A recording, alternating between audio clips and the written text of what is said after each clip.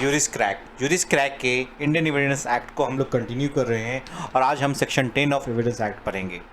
Section 10 of evidence act deal करता है things said और done by the conspirator in reference to common design. मतलब ये section basically conspirators को deal करता है।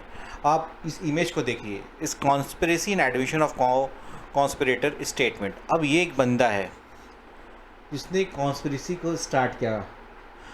इस कॉन्स्पिरेसी तक पहुंचने के लिए किसी एक फेमस पर्सनालिटी को मारना एक ऑब्जेक्ट है। अब इसको मारने के लिए कुछ लोग इंडिया में आए। कहाँ से? श्रीलंका से। अब इन्हें लाना है पहले इंडिया में। इन्हें लाने के लिए कुछ लोग लगाए गए, ये दोनों को लाने के लिए। इसको क्या करना था? इनके फेक आईडी का इंतज़ाम करना था। इन लोगों के द्वारा लाए गए सामान या एक्सप्लोजिव के द्वारा इस व्यक्ति को कुछ और व्यक्तियों से कहीं पे प्लांट कराना था जहाँ पे वो एक्सप्लोड हो। तो ये पूरा एक कॉमन डिज़ाइन था। इन 2, 4, 5, 6, 7 लोगों का एक कॉमन डिज़ाइन था कि इस व्यक्ति को हमें एक फेमस पर्सनालिटी को मार देना है। इन्होंने एक ऑब्जेक्ट ले लिया और उसके लिए प्रिपरेशन किया। उसके लिए जो भी मीन्स थे, जो भी उसे ज़रूरत थी, वो सारे चीज़ इकट्ठा किए। तो ये पूरा एक कॉन्स्पिरेसी हुआ। आइए इसको और बेहतर ढंग से समझते हैं। Criminal conspiracy is a substantive offence under the Indian Penal Code. आप ये जानते हैं कि सब्सटांसिव क्या होता है, प्रोसीजरल क्या होता है। सब्सटांसिव लॉ वो जहाँ पे ऑफेंस क्रिएट किए जाते हैं, राइट्स क्रिएट किए जाते हैं, और प्रोसीजरल वो जो राइट्स अब जब क्रिएट किए तो उसे इन्फोर्स कैसे कराया जाएगा, इन वायलेशन होने पर उसे इन्फ्रिंजमेंट को कैसे सॉल्व किया जाएगा, ये सारा कुछ प्रोसीजर बताता है। उसी प्रकार से क्रिमिनल कॉन्स्पिरेसी क्या होगा, क्या definition of the criminal conspiracy होगा, क्या इसका एसेंशियल क्राइटेरिया होगा, ये सारा कुछ तो एक सब्सटेंसिव लॉ बताएगा। हाँ, इसे कैसे सॉल्व करना है, इसे कैसे इसको प्रूव करना है, क्या प्रोसीजर होगा, ये सारा कुछ क्रिमिनल प्रोसीजर कोड बताएगा। तो सब्सटेंसिव लॉ जब भी बनाएगा तो इंडिया में पीनल लॉ में इंडियन पीनल कोड बनाएगा। Section 120A IPC defines conspiracy and the essential element this offense can be categorized as follow। क्या क्या essential elements है? To achieve or accomplish an object। दिमाग में रख लीजिए किसको रखना है आपको। अब सोचिए उस पर्सनैलिटी को, इंडिया में जैसे राजीव गांधी जी की हत्या हुई तो एक पूरा एक प्लान था, तब न हत्या हुई। तो अब to achieve a completion object, उस ऑब्जेक्ट को अचीव करना था उनको। प्लानिंग और making a scheme for gathering means in order to accomplish the said object.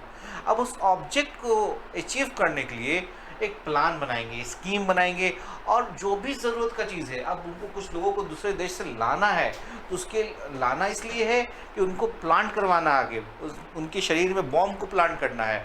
अब लाने के लिए सबसे पहले फेक आईडी की ज़रूरत पड़ेगा, तो फेक आईडी का इंतज़ाम क्या करना पड़ेगा। उसके बाद जब उन्हें लाया जाएगा, जिस डेट पे भी उन्हें एक्सप्लोड करना है वो डेट 15 दिन के बाद है, तो इसके लिए एक फेक रेंटल एग्रीमेंट पे उन्हें कहीं एकोमोडेट किया जाएगा। ये सारा कुछ जो व्यवस्था किया जा रहा है, किसके लिए किया जा रहा है? इन the furtherance of the common intention. फिर तीसरा पॉइंट क्या है? एग्रीमेंट एंड अंडरस्टैंडिंग बिटवीन 2 और मोर पर्सन। कॉन्स्पिरेसी कोई एक आदमी तो नहीं कर सकता है। कॉन्स्पिरेसी करने के लिए मिनिमम रिक्वायरमेंट है 2 या उससे ज़्यादा लोग।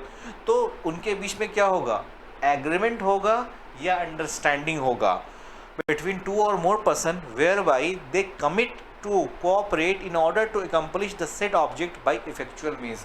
अब जिस ऑब्जेक्ट को लेकर वो चल रहे हैं, उसके बीच में अगर वो 7 लोग, आपने जो इमेज देखा था, उनके बीच में एक अंडरस्टैंडिंग है या एग्रीमेंट है कि हमें वो गोल को अचीव करना है।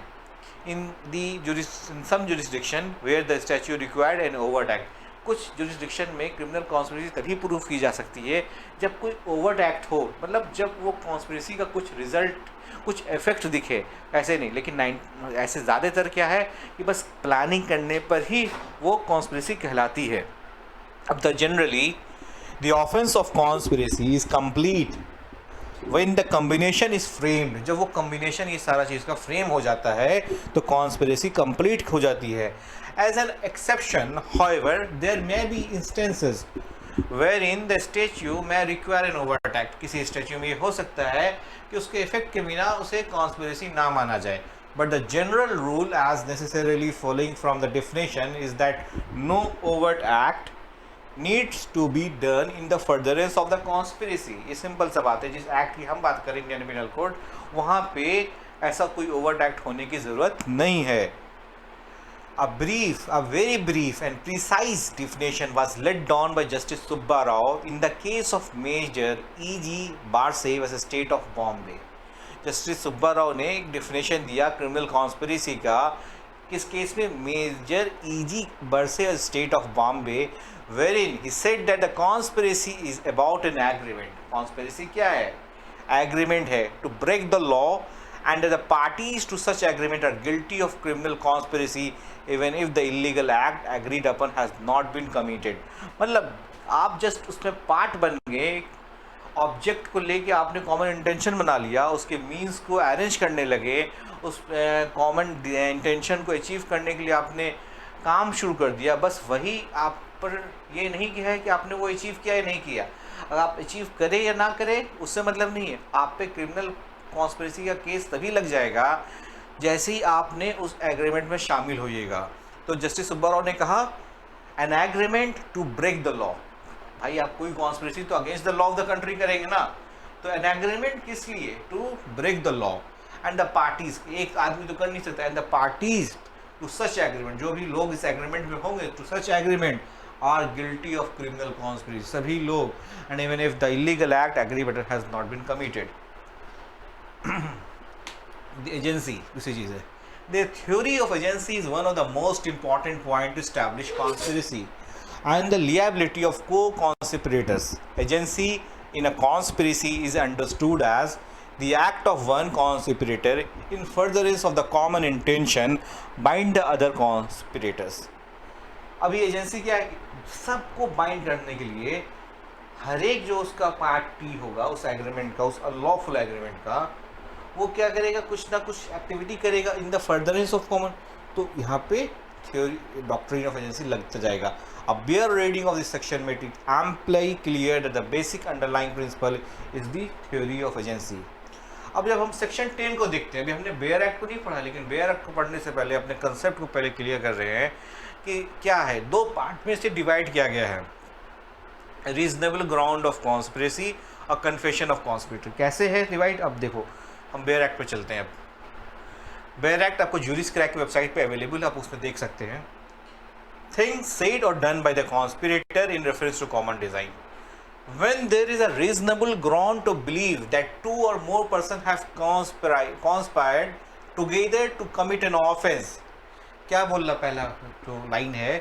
When there is a reasonable ground, जब एक reasonable ground है to believe that two or more person have conspired together to commit an offense or an actionable wrong, anything said, done or written by any one of such person in reference to their common intention after the time when such intention was first entertained by any one of them is a relevant fact as against each of the person believed to be so conspiring, as well as the purpose of proving the existence of such of the conspiracy as for the purpose of showing that such person was a party to it। अब क्या है इसको समझिए। जब हम यहाँ से आ जाते हैं तो देखते हैं कि सेक्शन 10 में दो पार्ट की बात हो रही है।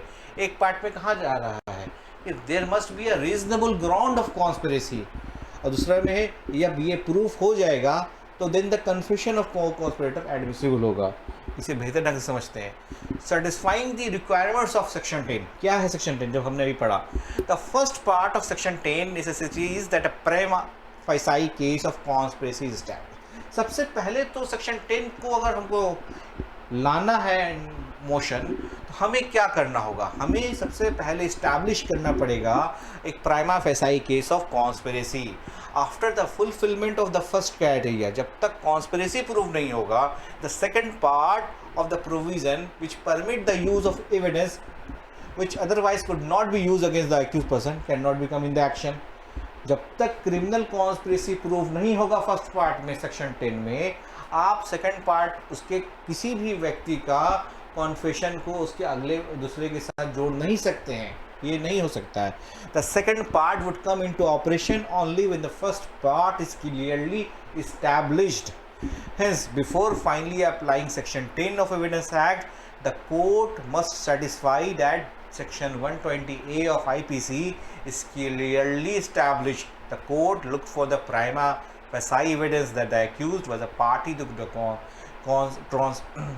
conspiracy. मतलब ये सेक्शन 10 का रिक्वायरमेंट है कि आप एक कॉन्स्पिरेसी है तो उस कॉन्स्पिरेसी को पहले प्राइमा फेसाई केस में इस्टेब्लिश कर दीजिए, तभी अगर 4 लोग उसको कॉन्स्पिरेसी कर रहे हैं तो किसी एक व्यक्ति का एडमिशन कन्फेशन अगले 3 के लिए माने होगा, उसका एडमिसिबिलिटी होगा, नहीं तो नहीं होगा। ये सिंपल सा बात है। मेकिंग को conspirator liable for the act statement by one conspirator. Once the prosecution, जब एक बार prosecution establish that a prima facie case lies against the accused conspirator, it would then go on to prove as to how and why the other conspirator is liable।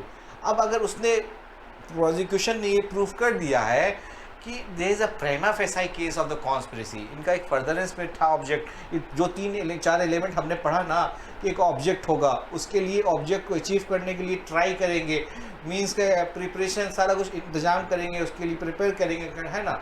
तीसरा इनके बीच में एक understanding होगा, agreement होगा कैसे हम उस पूरे ऑब्जेक्ट को अचीव करें। ये तीनों को जब उसने प्रोसिक्यूशन ने इस्टेब्लिश कर दिया एज प्राइमा फेसाई, तो अब ये उसके बाद उससे क्या करना होगा कि जो एक उसमें से टूटा है बंदा, कन्फेशन जिसने किया है, वो ने जिसके खिलाफ बोला है, उसे कैसे इस्टेब्लिश किया जाए।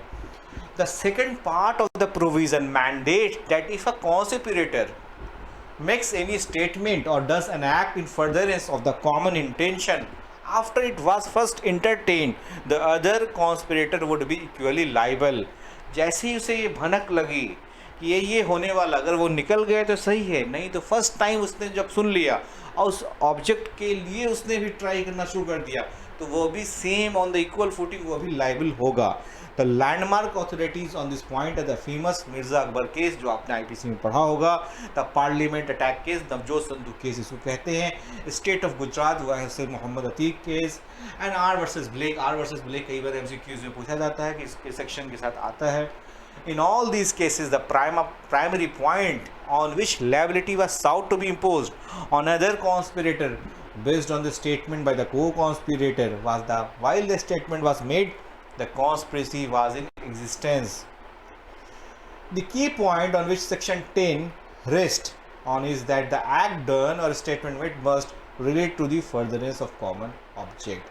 सबसे important point जो Section 10 कहता है कि द एक्ट डन और statement made must relate to the furtherance of common object. किसी का ऑब्जेक्ट है किसी को मारना, तो एक्ट या स्टेटमेंट जो दिया जा रहा, किसी को मारना ऑब्जेक्ट है, उस पूरा का पूरा बार बार उसके खिलाफ आपत्तिजनक बयान या ऐसा बयान जिससे वायलेंस इंसाइट हो, ये किया जा रहा है, तो सेक्शन 10 को हम लोग वहाँ पे क्या कर सकते हैं, अप्लाई कर सकते हैं।